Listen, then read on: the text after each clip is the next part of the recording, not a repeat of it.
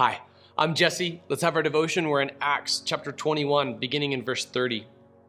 The whole city was stirred up, and the people rushed together. They seized Paul, dragged him out of the temple, and at once the gates were shut. As they were trying to kill him, word went up to the commander of the regiment that all Jerusalem was in chaos. Taking along soldiers and centurions, he immediately ran down to them. Seeing the commander and soldiers, they stopped beating Paul. Then the commander approached, took him into custody, and ordered him to be bound with 2 chains. He asked who he was and what he had done. Some in the crowd were shouting one thing and some another.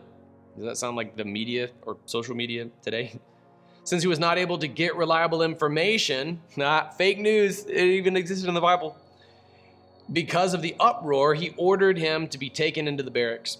When Paul got to the steps, he had to be carried by the soldiers because of the violence of the crowd.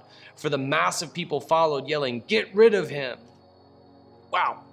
You're going to see in the coming chapters and in this coming week's Bible study, our curriculum, a case study in epistemology.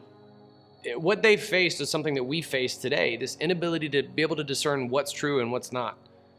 I mean, like, people are able to spread information faster than ever. That doesn't mean that people are smarter than ever. It means that people without a firm grasp on the truth have louder megaphones than they've ever had before. And that was the nature of this crowd, where some people said one thing, some people said another, and the guys in charge couldn't get reliable information. But the bottom line is that Paul is put in Roman chains now. This is a big deal. Let me pause and point out the hypocrisy, by the way, of the Jewish authorities who are coming after Paul for supposedly degrading the law of Moses, but they were trying to murder Paul. The law of Moses commands us not to murder. You can see the innate hypocrisy of this murderous Jewish mob coming after Paul. And then they immediately put their hands behind their back when they see the Roman centurions coming. Now Paul's in legal trouble with Rome. His Roman citizenship is going to come in handy, but it's not going to be until right before he's struck with a whip that even comes out that he's a Roman citizen. Look at this crowd. Man, they don't even realize at this point, Paul is Jewish. Paul believes that Christianity is a fulfillment of Judaism. He is not bringing Judaism down at all, quite the opposite. He is fulfilling everything that Judaism foretold. Every promise that was made in Judaism is fulfilled now in Christ. That is fantastic news for Jews. But as they're trying to kill him, they're interrupted by Roman authorities. And their final word is, "Get rid of him." Paul was in the right. Paul was doing the right thing. Paul was doing God's will. And this is how the crowd received him.